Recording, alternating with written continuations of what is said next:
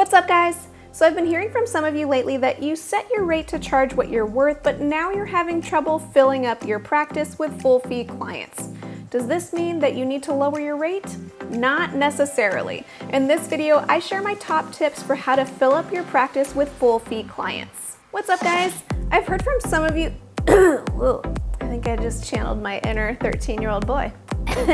Welcome to Private Practice Skills. I'm Dr. Marie Fang, psychologist in private practice. I post videos offering tools I learned the hard way about starting and growing private practice so that you don't have to. Now, I know that without the right tools, it could potentially feel impossible to fill your practice with clients willing to pay your full fee.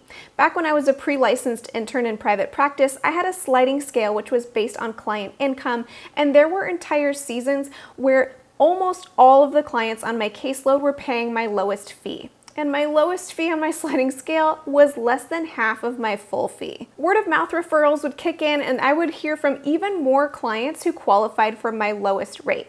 And of course, the benefit here is that so many people had access to care that they might not otherwise be able to afford, but I was also really needing to balance out my income with some clients who were able to pay my full rate, rather than having exclusively clients paying my sliding scale lowest fee. So what exactly happened here? I mean, does this mean that I'm not a great therapist or I'm destined to always see exclusively low fee clients?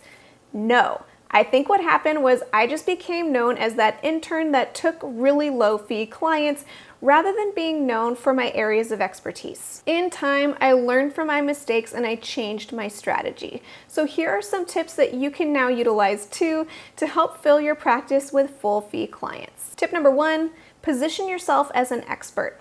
Now, I just spoke to this in a recent video, so I encourage you to check that out so you can learn all about positioning yourself as an expert in your niche. But the idea here is that if you seem to specialize in something specific that maybe nobody else specializes in, or you offer a unique perspective that's different from others, then people are more willing to spend a premium in order to get that service from you. Tip number 2, focus your marketing. It's important to pick 1 or 2 areas to focus your marketing in the spaces where your target demographic hangs out. Now, the goal is not to do all the different types of marketing that you can imagine, but to try to target your marketing directly to your ideal clients. Tip number 3, don't advertise your lower rates if you do offer a sliding scale.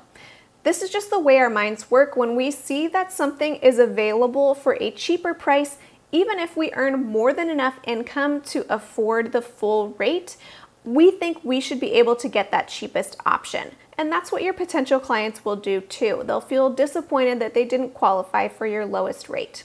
So in your advertising materials, just advertise your full rate. Remember, as we talked about in my video about sliding scales, sliding scale is not a discount. It is a reduced rate for those who qualify based on their resources. I don't mean to say that you can't offer a sliding scale, but rather than advertising it publicly, you can wait until that initial phone call to assess the client's income and resources, and then decide from there if they qualify for your sliding scale. And tip number 4, clearly communicate how you can help a client solve a problem. So both through your marketing materials and throughout that initial phone call, it's really important to clarify to the client that 1, you hear what problem they're facing, validate that problem, convey where you'd like to help them arrive at, and also communicate what strategies, tools, techniques, etc. you're planning on using to help them go from problem to solution. This last tip is so key. And in prior videos, I've gone more in depth with some of the earlier tips that I named. So I'm going to take a moment to kind of highlight and focus on this last tip in today's video. The factor that makes people willing to pay a higher premium for anything in life, not just therapy services, is believing that this item or service is uniquely equipped to help them solve a problem. So let's illustrate this point with an example.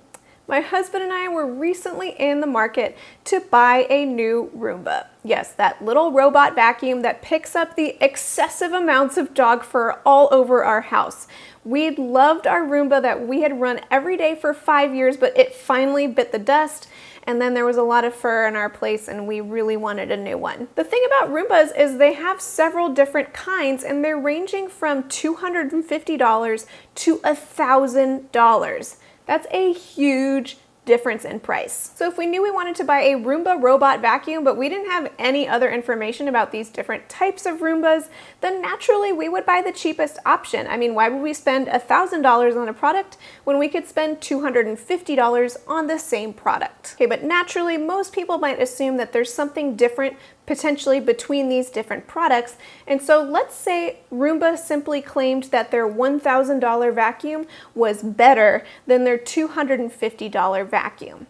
Now, if we didn't have any more information beyond that, it might feel a little bit intriguing, like, well, I'm curious what exactly is better, but just hearing that it's better isn't enough to help me identify that I'm gonna want that more expensive one. I mean, maybe there's a $600 burger out there that by all intensive purposes is better than the $3.45 double-double from In-N-Out, but I know I'm gonna reach for my $3.45 double-double from In-N-Out because that's what meets my need. So simply hearing that something is better is not enough to make us spend more money on something. But guess what?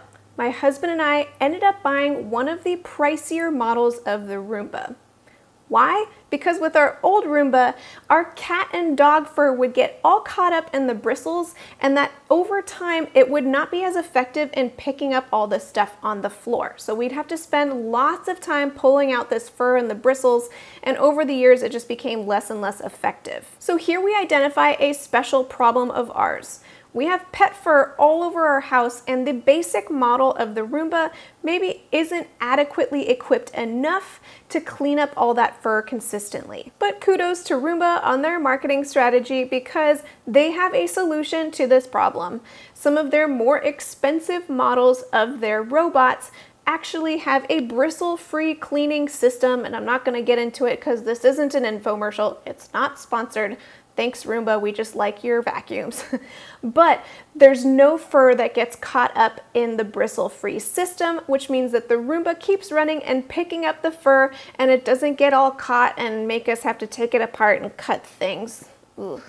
I did not like doing that. So naturally, once we learned about this upgraded system that directly solved our problems in the higher end Roombas, it was a no-brainer for us. In fact, once we learned about this bristle-free system, we started seeing the lower end Roombas as not very great. The reason why we were persuaded to spend more money is because this product positioned itself as being able to solve a very specific problem for us. We were sold. So hopefully you can catch where I'm going with this. If you're able to clearly communicate to potential clients ways that you are uniquely equipped to help them solve whatever their specific problem is, then they're far more likely to be willing to throw down even a higher premium than you're already charging in order to have you be the person to help them address that problem. Oh yeah, and in case you're wondering, hubby and I are very happy with our robot vacuum purchase, even though we spent more than double of the price of the lowest end Roomba. So go ahead and give these tips a whirl and see how they impact your practice. You might be surprised how willing potential clients are to pay your full rate when they believe that you're uniquely positioned to solve their specific problem. Let me know in the comments below if you have any additional tips you would add, and until next time, from one therapist to another, I wish you well. Today's video is brought to you by TherapyNotes.com. TherapyNotes helps with scheduling, notes, and billing so that you can spend more time with your clients and less time on back office paperwork. Click the link in the description of this video to get 2 months to try it for free with no commitment. Sit up straight for the video. Sit up straight. It looks kind of yellow, huh? Trying to figure out my lighting still.